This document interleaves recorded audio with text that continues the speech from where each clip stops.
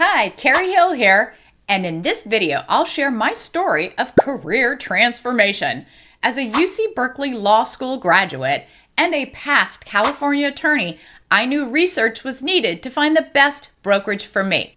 I researched online, made calls, and did interviews, and whoa, did I learn some important stuff.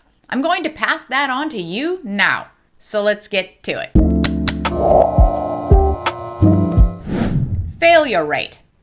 How did I know that choosing the right brokerage would be super important? Well, the National Association of Realtors reported that 75% of realtors fail within their first year, and 87% fail within 5 years. That means only 13% of agents make it past a 5-year career? Oh my, better do some research to increase those odds. Entrepreneurs.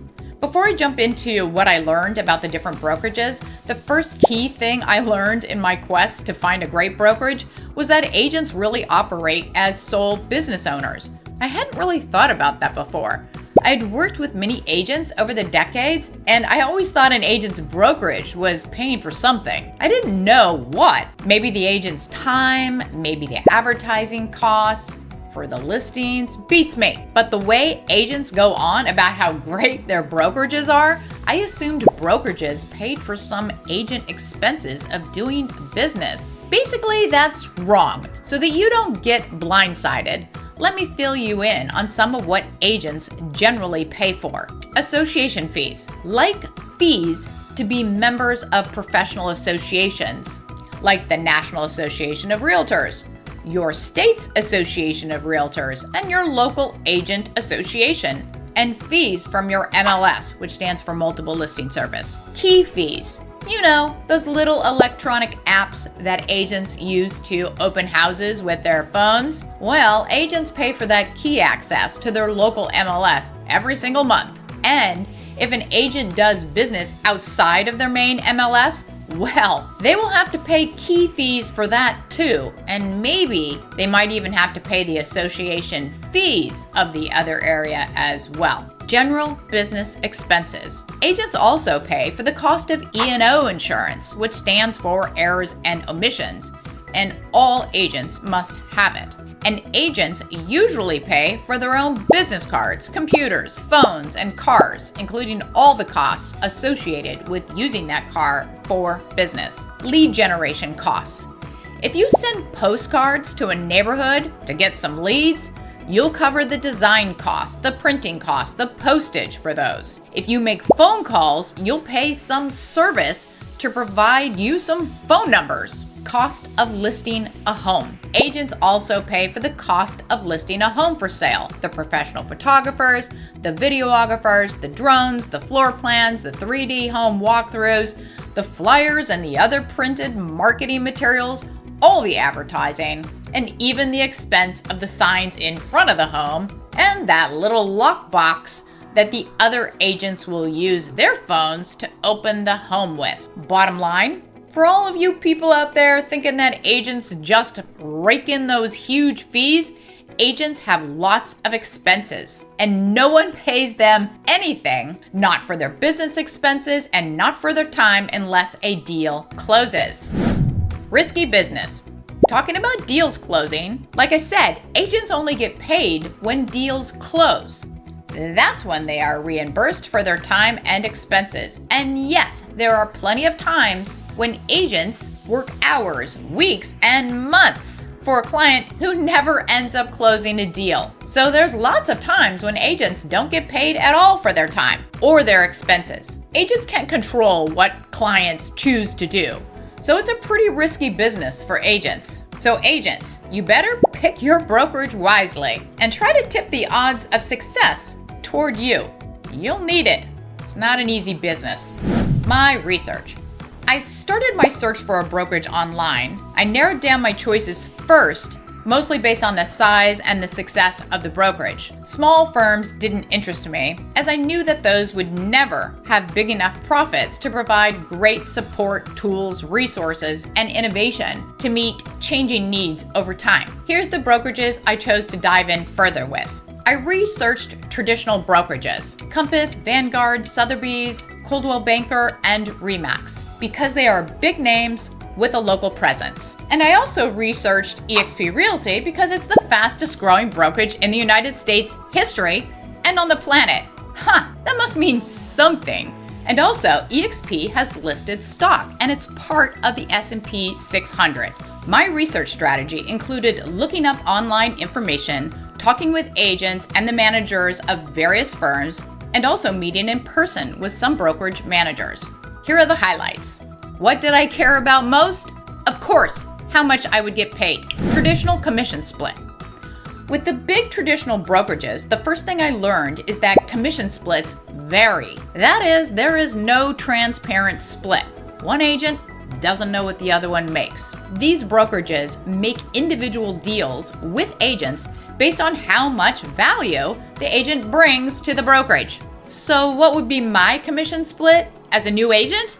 Well, turns out my offer was higher than I heard was offered to other new agents in my area, probably because of my legal background and large sphere of influence, meaning I know a lot of people already who might become a client. Remember, commission splits vary with these traditional brokerages. So what was my split offer?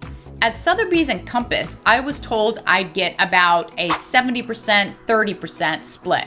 That's 70% to me and 30% to them. That seemed pretty good. As those of you watching some of those reality programs about selling real estate probably know that most of those agents get a 50-50 commission split, with the brokerage keeping 50% of their commission checks. So 70-30 seemed good. But then I found out that there's this huge transaction fee, aka franchise fee, of 6% per deal. Wait, what? Doesn't that make my split actually 64-36?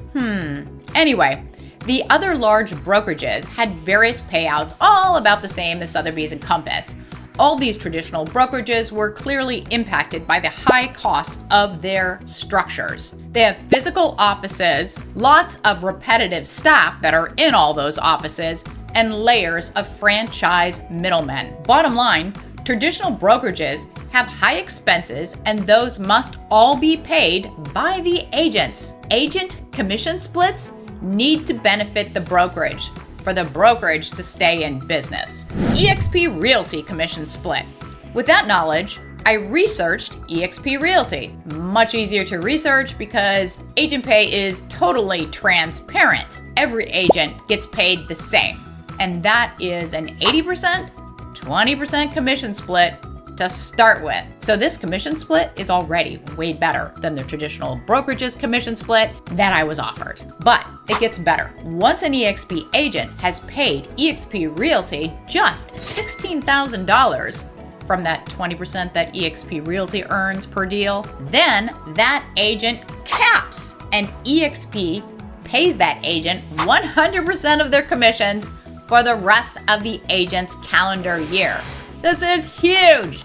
No traditional brokerage that I researched had any cap for agents. So those brokerages continue to take their cut of agent commissions for every single deal done. But again, at eXp Realty, it gets even better than that. I know, this is crazy.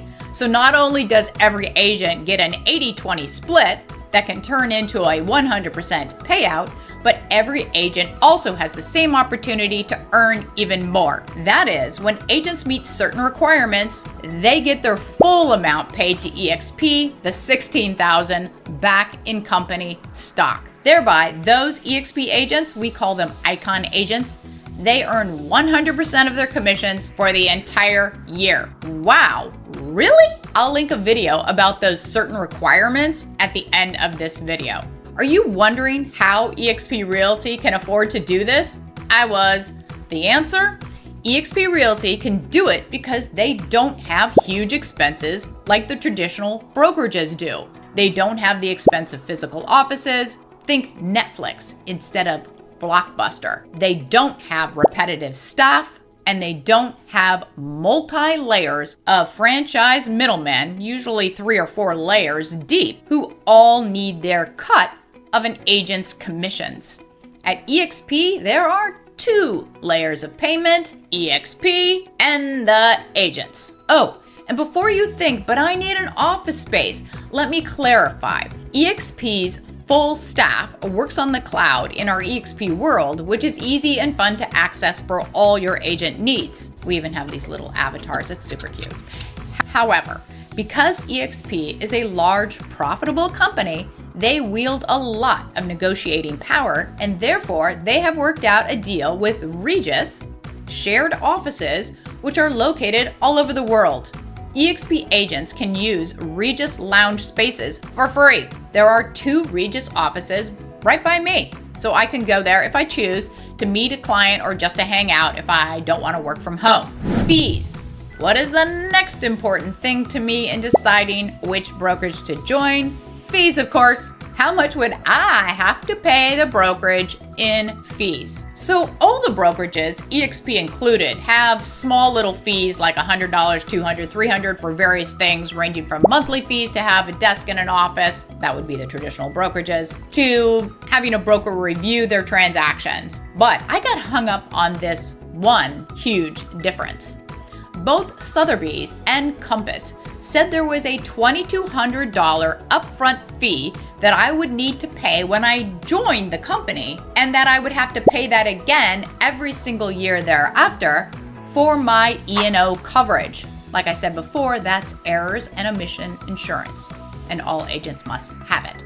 eXp Realty charges agents for E&O insurance too, but it's much less than what the traditional brokerages charge, and most importantly, it's not paid upfront before an agent makes a single dime. Instead, eXp agents pay just $60 per deal when that deal closes, and that's to cover the E&O charges.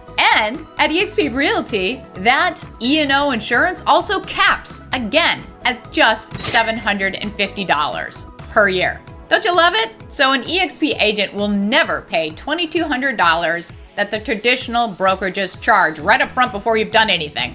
Last thing about the fees that I want to mention is that eXp has much lower, smaller fees too, across the board, and that agents get a lot more value from the brokerage for those small fees than what was available from the large traditional brokerages. If you want to learn more about the nitty-gritty about eXp's fees and values, I'll link those videos at the end of this one. Training.